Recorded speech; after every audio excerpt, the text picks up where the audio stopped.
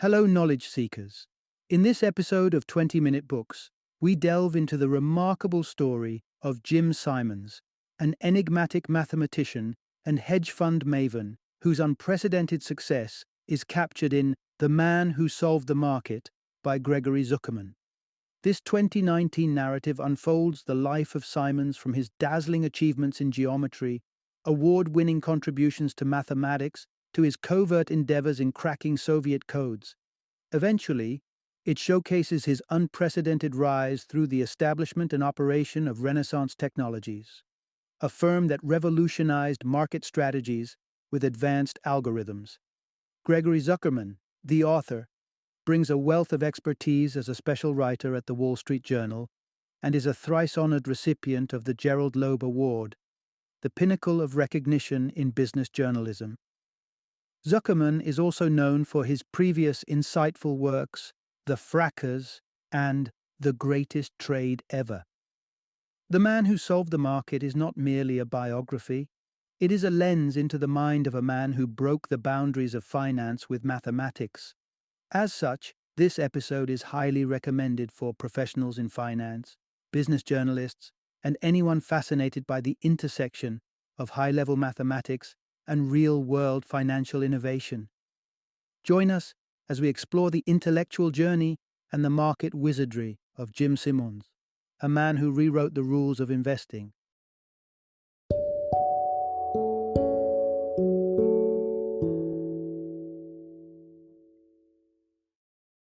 The Man Who Solved the Market: How Jim Simons Launched the Quant Revolution. Introduction. Unlock the secrets of a mathematical maverick, Jim Simons. Imagine a person who can gaze at the chaotic dance of stock prices and discern a hidden rhythm, a mathematical heartbeat pulsing beneath the surface. That's Jim Simons, an enigmatic hedge fund titan whose name might not be as mainstream as Warren Buffett's, but whose success and cerebral approach to investment have reshaped how we think about the market. Jim Simons doesn't just play the market, he listens to it, watches it, deciphers it. Much like observing the hypnotic undulations of a school of fish or the ghostly glow of distant stars through a telescope, Simons treats the financial market as a cosmic puzzle, one he's determined to solve through the elegant equations of mathematics. More than just a rainmaker on Wall Street, Simons has etched his name in history, not just for his net worth, but for the sheer brilliance of his methodology. Renaissance Technologies, the company at the heart of Simons' legend, is not just a hedge fund, it's a beacon for financial scholars, analysts, and competitors alike who are desperate to decode its enigmatic and successful trading algorithms. Discussions about Renaissance don't just skirt around profit margins, they wade into the depths of proprietary technology, the kind that has offered returns that sound like fiction to the uninitiated. But Simons is far from being a one-trick financier. With a rich tapestry of a career that meshes the acute angles of geometry with the intricate codes of espionage and extends to the warmth of philanthropic giving, Simons is an individual whose narrative splits across multiple dimensions.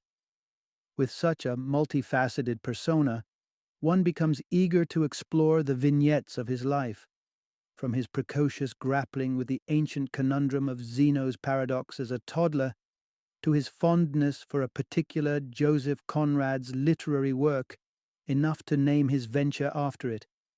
And yet, for all his academic accolades and financial clout, Simons maintains an air of approachability. The picture of this financial magician coming to deliver a lecture with an absent necktie speaks to his disinterest in the superficial trappings of his trade, focusing wholly on the substance of his work. Through this exploration, we'll discover various facets of a man who has quietly, yet indelibly, left his mark on both the mathematical universe and the seething world of Wall Street. Prepare to dive deep into the life of Jim Simons, the man who brought a mathematician's touch to the tumult of the markets. Part 1. A Numbers Prodigy: Jim Simons' Early Affinity for Math.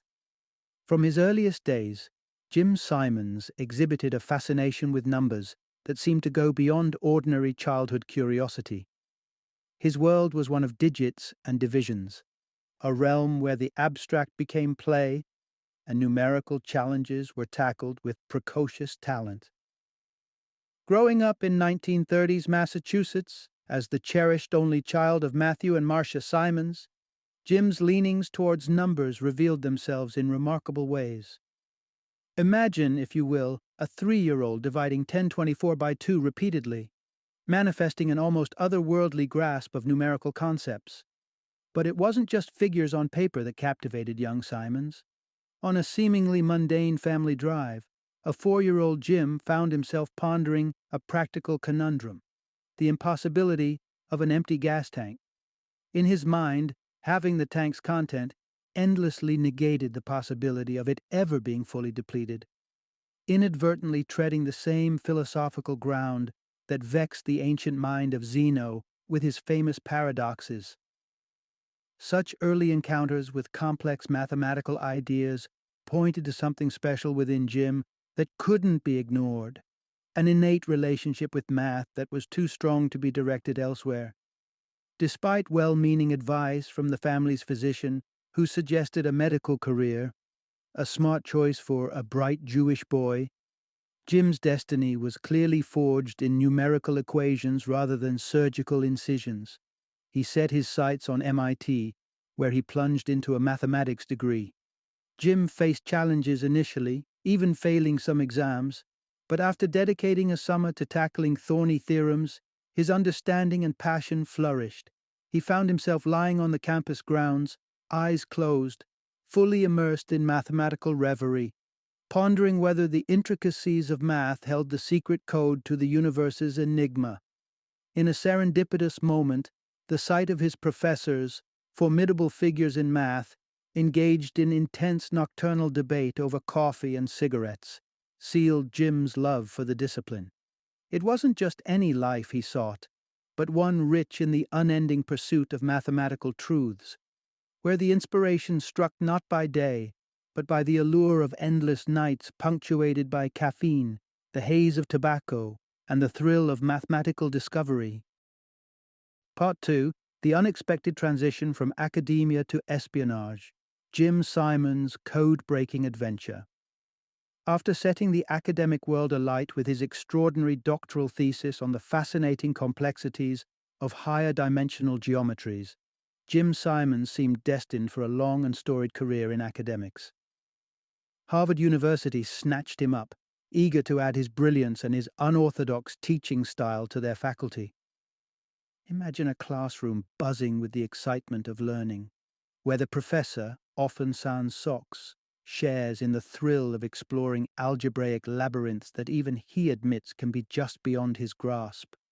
That was Jim Simons, approachable, passionate, and frankly a bit of a maverick in the staid halls of Harvard. But the shine of academia began to fade for Simons. The routine of lectures and politely muted conversation at academic mixers lost its luster as the longing for novel challenges grew. And so, in a move that stunned many, he abandoned his post at Harvard in 1964 for a rather different arena: espionage. Simons was recruited by the Institute for Defense Analyses, IDA, a nerve center of intellectual might dedicated to aiding the United States in the technological tug-of-war known as the Cold War.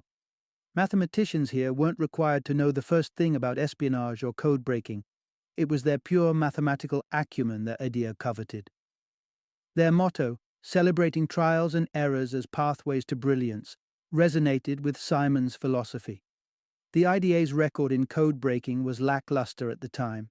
They had been out of touch with the Soviets' cryptographic advancements for over 10 years.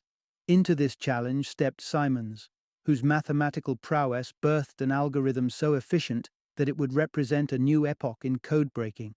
When the Soviet Union unwittingly transmitted a message with an error, the mistake offered a golden opportunity. Simons and his team pounced, wielding their new algorithm to peel back the layers of Soviet encryption. The success catapulted Simons to celebrity status within the clandestine world of cryptology. Yet, as had become characteristic of this insatiable mathematician, not even the thrill of breaking enemy codes could quell his appetite for complexity and discovery. His journey would take him beyond the world of espionage, driven by the ever-present hunger for greater challenges and mysteries to unravel. Part 3. Geometric Mastery and Financial Innovation. Jim Simons's Dual Conquests. During his tenure with the IDA, Jim Simons's days weren't filled solely with clandestine pursuits. Surplus time became the canvas for his intellectual musings, allowing him space to contrast the abstract beauty of geometry with the rhythm of rising and falling stock prices. Meanwhile, his relentless pursuit of pure mathematical knowledge harvested rich rewards. His focus was the arcane but enchanting world of minimal surfaces. Think of the delicate, smooth plane a soap film carves out within a loop of wire. Simons was enthralled by this graceful expression of mathematics, questioning whether such elegance could persist within the more complex realm of multidimensional spaces. The result of his immersion was a groundbreaking paper, Minimal Varieties in Riemannian Manifolds, published in 1968. It vaulted him into the upper echelons of geometric thinking and solidified his position as a mathematician of extraordinary depth and innovation.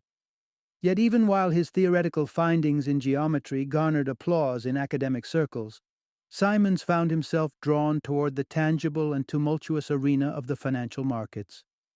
He saw in the rise and fall of stock prices echoes of complex systems and wondered if his mathematical intuition could decipher their patterns and betook in their ebbs and flows with scientific precision.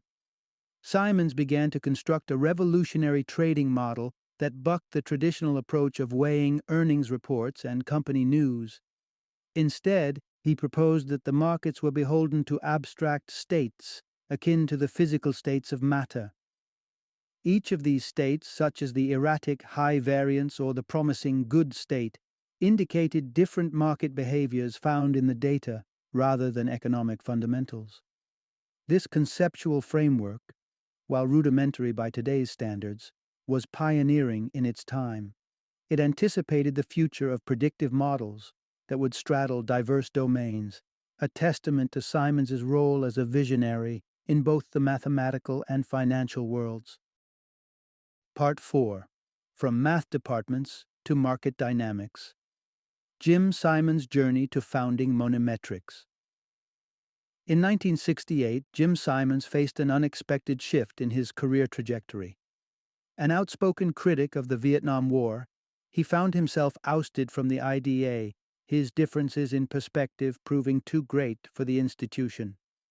Undeterred, Simons navigated back to the shores of academia, securing a prestigious position at Stony Brook University, where his intellectual fervor could flourish anew. But the confines of academia could not contain Simons' ambitious spirit. Eager to meld his mathematical expertise with the pecuniary promise of Wall Street, Simons embarked on a venture that was, at its heart, an experiment. At 40 years old, he launched Monometrics. It was more than just a hedge fund management firm. It was a quest to unearth the elusive patterns that swirled beneath the market's surface. The pursuit of wealth was a siren's call that Simons did not shy away from. He wanted to harness his mathematical prowess in a way that would turn theories into fortunes. Recognizing the value of collaboration, Simons tapped Leonard Baum, a trusted friend from the IDA times and co-creator of the Baum-Welch algorithm, a tool known for making educated guesses out of seemingly random sequences of events, such as decoding hidden Markov chains. Baum's insights would prove invaluable as they sought to apply similar predictive strategies to the stock market's flow. In an age before digital trading platforms and sophisticated computational models, simplicity marked the beginning of their endeavor. Their office, merely a modest space among Long Island's retail establishments, filled with manual graphs and charts, became the laboratory of their financial experimentation. Their initial focus was the currency market, an arena that quickly proved fertile for their strategy.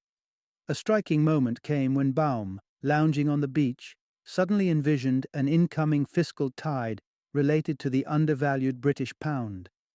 His instinct was unerring. With Thatcher's policies primed to bolster the pound, Baum and Simmons swept in to invest.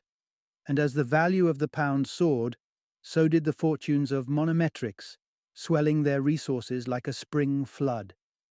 It was a clear demonstration that the synthesis of mathematical acumen and financial acuity could yield staggering success, a principle that would become the bedrock of Jim Simons's legacy in the hedge fund world.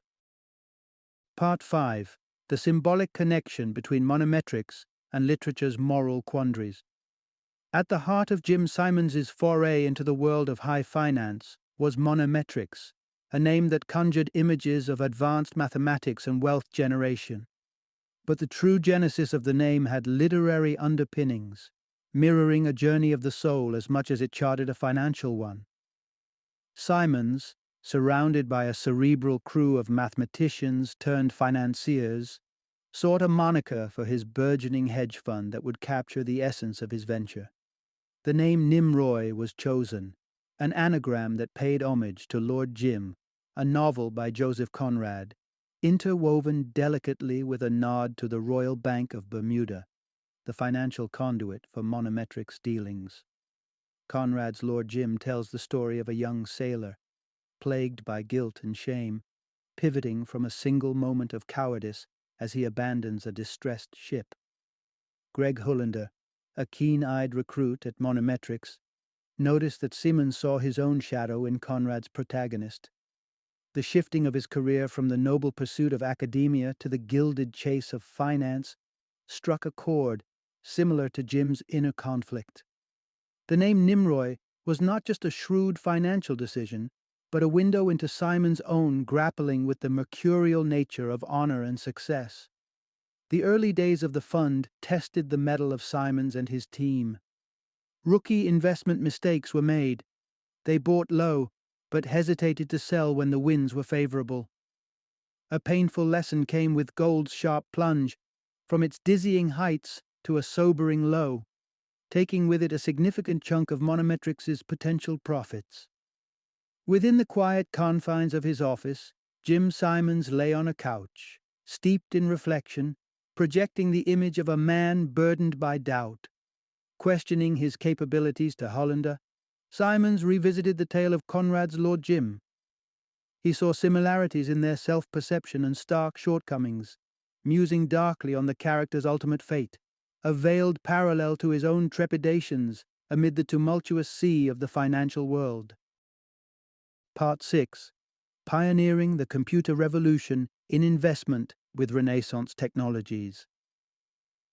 The initial stumbles of monometrics were but a prelude to the symphony of success that was to follow, as Jim Simons set his sights on harnessing technology to revolutionize the investment industry. With computers at the helm of his strategic planning, Simons steered his firm, now aptly rebranded as Renaissance Technologies, into the future. In sharp contrast to his contemporaries, who still clung to traditional market analyses and gut instincts, Simons envisioned a digital treasure trove, an archive of historical market data that could be sifted for gold nuggets of predictive patterns. Renaissance Technologies became a veritable time machine, with Simons collecting and inputting vast swathes of old financial records, from archaic World Bank ledgers to pre-war currency valuations, into the memory of its computers. The quest was not without challenges. The financial landscape was a thematic cacophony, and contemporary movements proved a far cry from their historical counterparts. The solution lay not in peering into the past, but in a real-time surveillance of market pulses.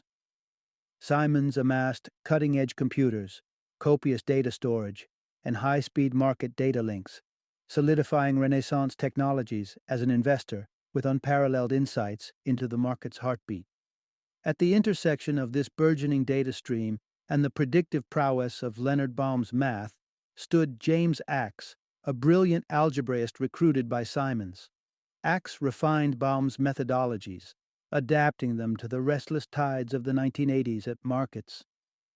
The fusion of this algebraic ingenuity with the advent of increasingly powerful computers, propelled their strategies to newfound heights.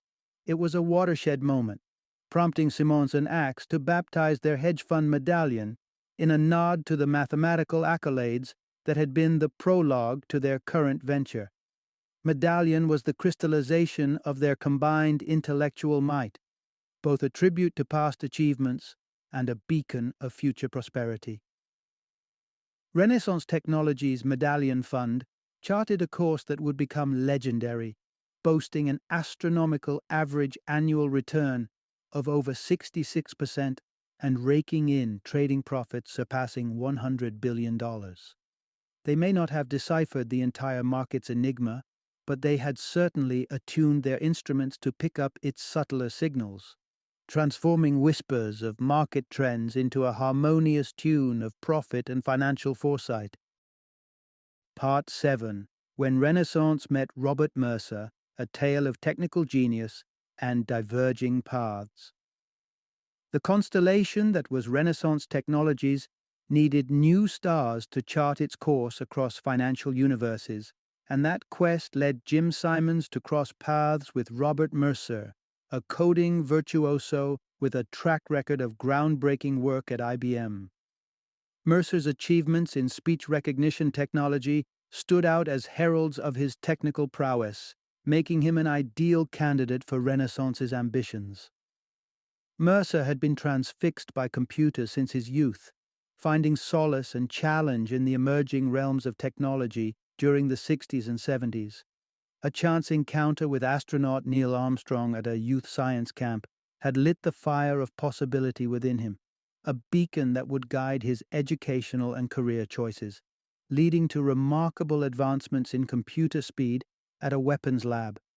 It was there, however, that his disillusionment with government bureaucracy ignited a staunch preference for individualism and minimal state intervention.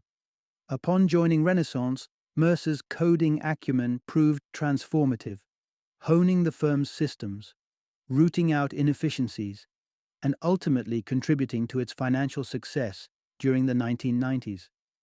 Yet, it was Mercer's silent ideological stance, a quiet commitment to the right-wing cause, that would eventually catch the spotlight.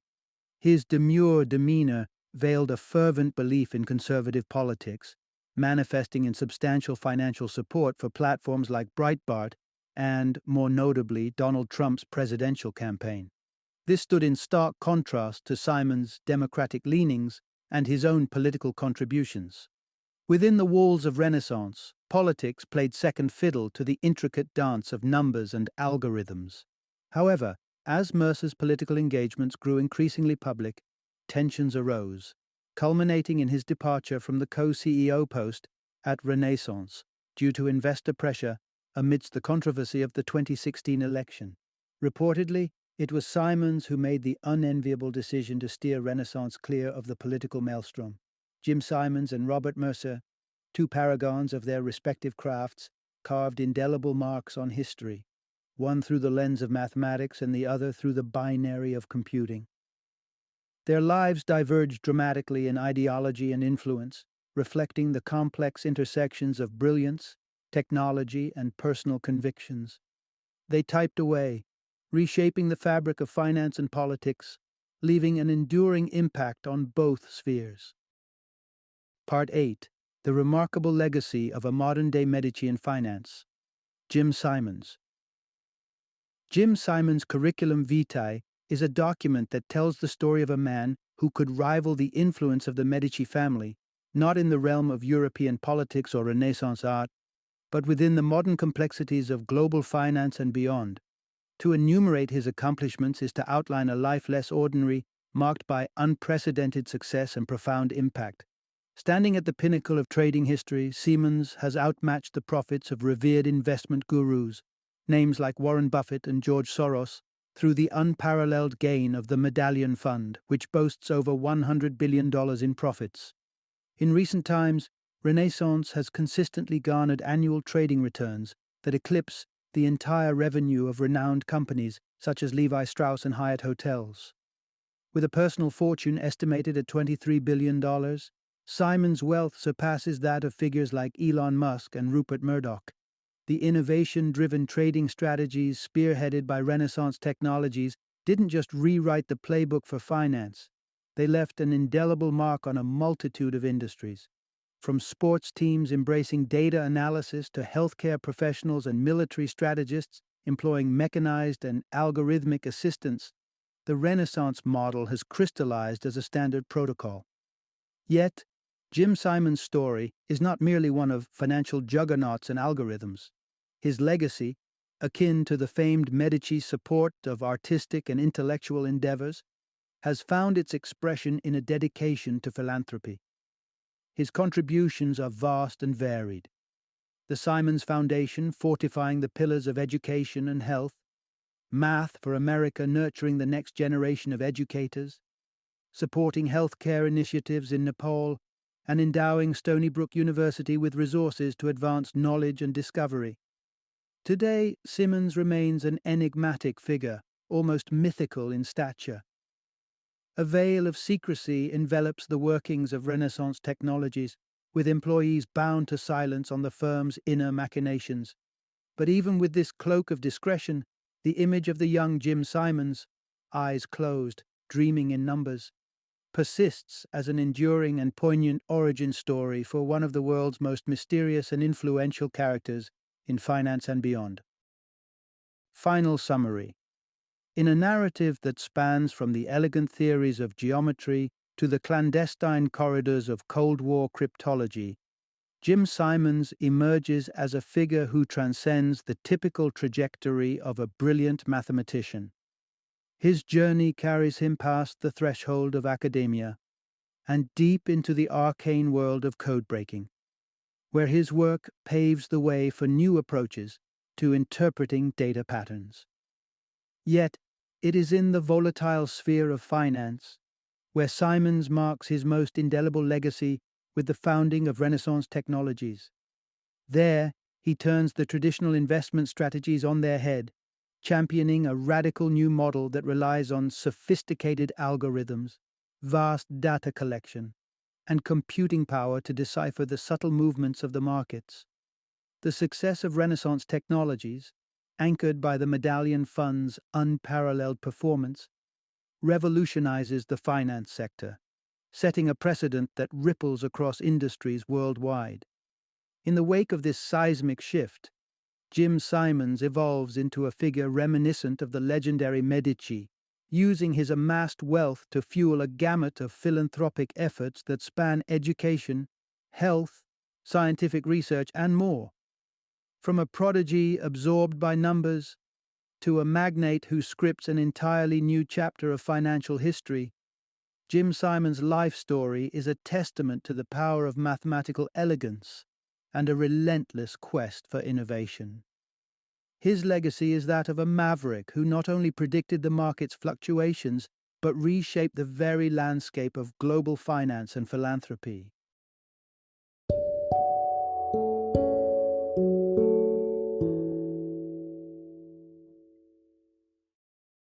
Thank you for joining me today on this journey of learning and discovery as we explored the insights of another thought-provoking book in our growing library of knowledge.